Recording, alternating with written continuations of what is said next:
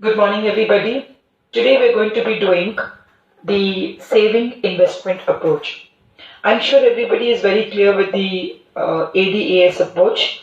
And I appreciate many of you for sending in your written material of ADAS approach. Keep up the work, children, keep up the good work.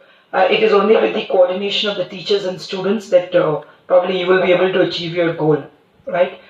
So today we're going to be doing the saving investment approach. In this particular approach, we need to understand that equilibrium is obtained when planned saving. If you remember in the last chapter, I taught you something called ex-ante saving, ex-ante investment.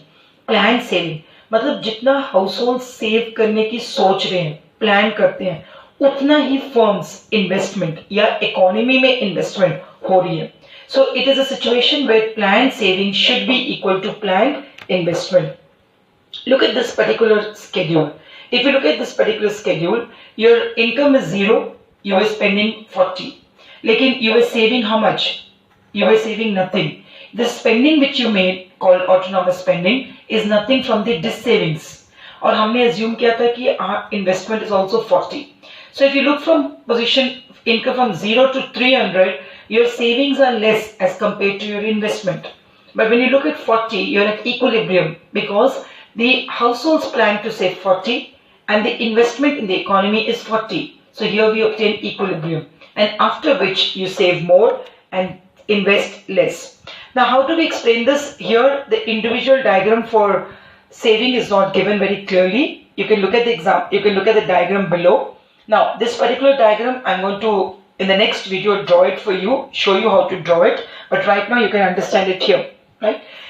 Now if you look here, just ignore this upper diagram for some time. Right? Now look at this diagram only. If you see, this is your saving curve SS. This is your investment. You remember saving starts from the negative intercept because we have something called this savings minus 40. जैसे जैसे income बढ़ती है, तुम्हारी this savings कम होती जाती है, and you reach the point when saving is 0. कब होती है वो? Break even point, when your consumption is equal to income. When your income further increases, your saving also increases and becomes positive. We have assumed that investment is always constant at probably in our example 40. तो यहाँ आकर आपका equilibrium आ गया, where planned investment is equal to planned savings. But then do you think it always happens like this? No, there is a disequilibrium. Disequilibrium, one, maybe planned investment is greater than planned saving, or planned saving is greater than planned investment. हम इसको assume करके चलते हैं, इस वाले को, right? Let's say planned investment is greater than planned saving. इसका मतलब क्या है? Savings कम है. Just use a little bit of your knowledge. When your planned savings are less, इसका मतलब क्या है? Households and firms are spending more. अगर वो खर्चा ज्यादा कर रहे हैं, मतलब aggregate demand is more than aggregate supply. Demand is more than supply. Consumption is more than what you're actually being produced in the economy. So what will happen in this situation? Unplanned inventories will decrease. When unplanned inventories decrease, prices will rise. When prices will rise, firms will invest. Actual investment बढ़ जाएगी. What happens then? It will go on increasing. Employment बढ़ेगी, income बढ़ेगी until equilibrium has been reached. In continuation to the earlier explanation, let us assume that the planned investment is less than the planned saving. जब savings कम होती है, इसका मतलब क्या है? Firms, the households are spending less. अगर वो खर्चा कम कर रहे हैं, it means aggregate demand is less than aggregate supply. If aggregate demand is less, children, obviously what happens to the stock, the inventory? There is undesired, unplanned increase in inventory. जब inventory बढ़ जाएगी, obviously prices will fall. जब prices गिरेंगे, but obviously firms क्या करेंगे? अपनी जो actual investment है, वो कम कर देंगे. जब investment कम हो जाएगी, right? The output will decrease. The employment will decrease. The national income will decrease, and all this will happen until equilibrium has been reached. I hope you have understood this. Again, it is there very clearly mentioned on page number 8.5. Here, the two disequilibriums are very clearly stated and very clearly explained. Okay, children, for the sake of your, comfort and understanding, I'm drawing this diagram to you, assuming that the way I draw it on the board for you, right? Now, this is your income, right? This is your output. This is your aggregate demand. We all very well know this is your aggregate supply, which is Y. This is your aggregate demand, right? Now, this is the point where AD is equal to AS, right? This is your AD greater than AS, and this is your AD less than AS.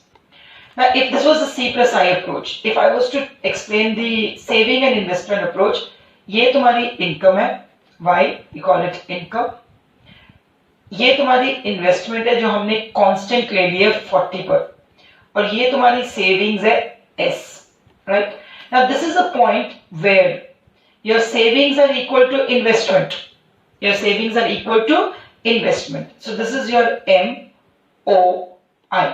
Now what happens here? If the economy is at equilibrium, it means your planned savings should be equal to planned investment.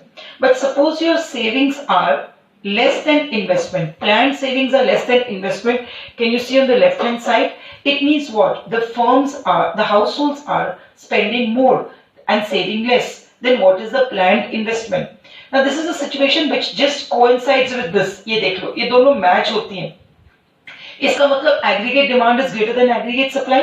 इसका मतलब क्या हो रहा है? There is unplanned decrease in inventory. There is unplanned decrease in inventory, because of which what is happening to the prices of the commodities actually should not increase because the prices are constant, but let's assume the prices will increase because we are running short of inventory.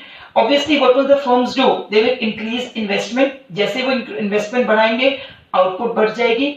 जैसे भी output बढ़ेगी, what happens to your income level? It will increase. ये कब तक होगा? जब तक equilibrium आ जाएगा. फिर यहाँ can you see savings are greater than investment? मतलब the households are saving more, spending less. ये situation इसके साथ coincide हो जाती है. Aggregate demand less than aggregate supply. यहाँ क्या होगा फिर? The firms will since the consumption is less, there is an increase in unplanned inventory, because of which the firms will now decrease their investment. The moment they decrease their investment, output will decrease. जैसे output decrease होगी, national income decrease हो जाएगी. ये तब तक होगा जब तक इक्विलिब्रियम ऑब्जर्व हो जाता है. Children, I am drawing the derivation of planned saving equal to planned investment from ADAS approach, right? तो हम क्या करेंगे? पहले हमने ADAS वाला डायग्राम बना लिया. इसे हम income. I hope the diagram is clear to you people. You can see it very clearly. Right. ये 0 आ गया, ये E हो गया, ये M हो गया. अब इसी के साथ नीचे कोइंसाइड करता हुआ ये आ गया तुम्हारा इनकम, राइट? ये आ गया सेविंग एंड इन्वेस्टमेंट. इन्वेस्टमेंट हमारी क्या कांस्टेंट है, I. चलो my diagram, please bear with it because simultaneously I'm doing both the things, right? ये आ गया आपका S. So I'll just make this line a little straight. Yeah. So ये आ गया E, ये हो गया M. If you remember, what is this point? Can anybody tell me? This is the break-even point. Why do we call it the break-even point? Because here S is equal to 0, right? ये हो गया minus autonomous, ये 0, ये आपका I है, ये C plus I. So ये तुम्हारा AD greater than AS है. Put it as 1. When AD is greater than AS, obviously what is S? S is less than I. When equilibrium AD is equal to AS, this is S is equal to I. This is I always written as 2. 3. When AD is less than AS, your S is greater than I. I represent this as 3.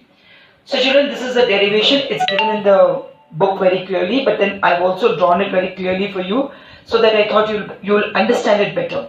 Today I expect you to go through this particular approach very well. Make your running notes, right? Like yesterday, I want many of you to submit your running notes to me. Very clearly I brought this in front of for you. Now very clearly maintain these running notes. and I want you to write the saving investment approach in detail for me. 1, 2. You will make this diagram, derivation का diagram बनाकर you will put it up in the group respectively. Good morning everybody. I hope all of you are doing good. Your families are good. It's always recommended to be safe at home. So stay at home, be safe, take care of yourselves, right? Now, today we're going to be understanding the next topic of equilibrium under chapter 8. We are done with ADAS approach. We are done with saving and investment approach. Today we're going to understand the 3 different levels of equilibrium. We're going to understand 1, what is full employment level, what is underemployment level, what is over full employment level. We all understand equilibrium means when AD is equal to AS, right? AD equal to AS depends upon AD कितना है, ज़्यादा या कम. As long as AD is equal to AS, हम उस level को equilibrium कहते हैं.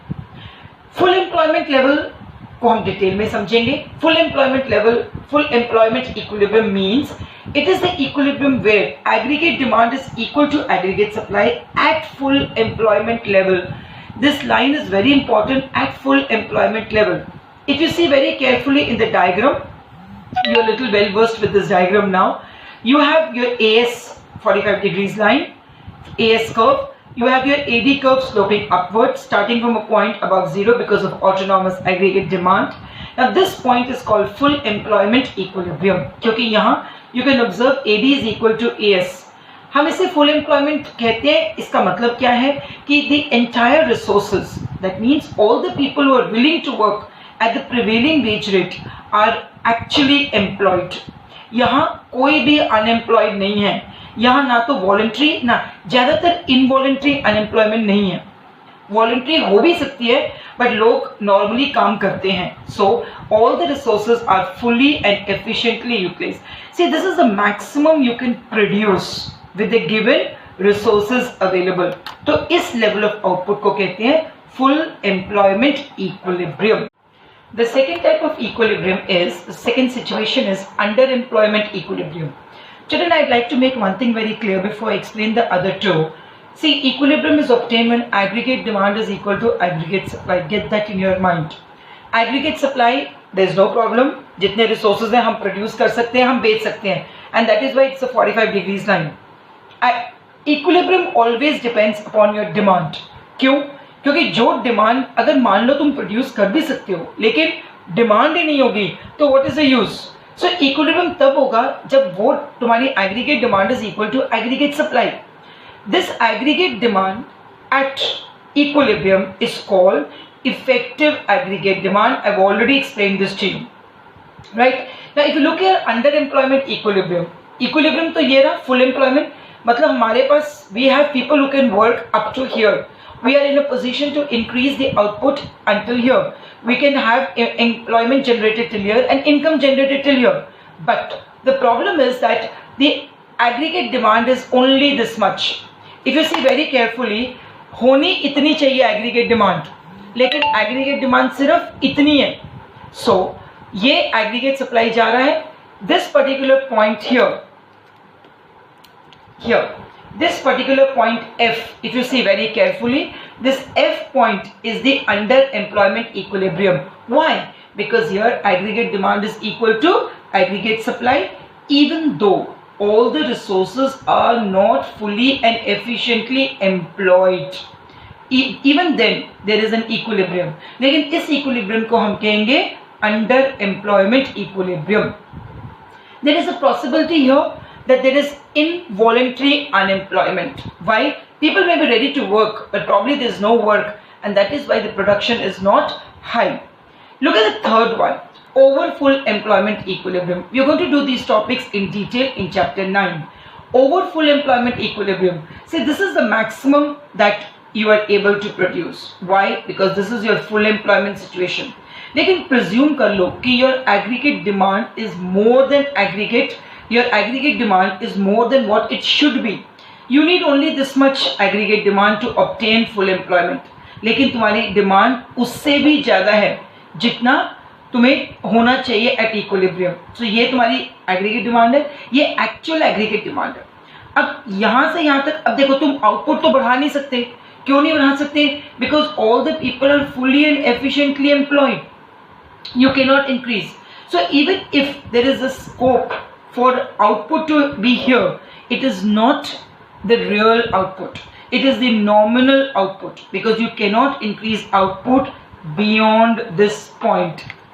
You cannot increase output beyond this point, beyond E. I hope that is very clear to you. Now, because you cannot increase the output beyond E and there is still demand, but obviously what will happen to the prices in the economy? Prices will rise. It will lead to inflation. It will lead to inflation.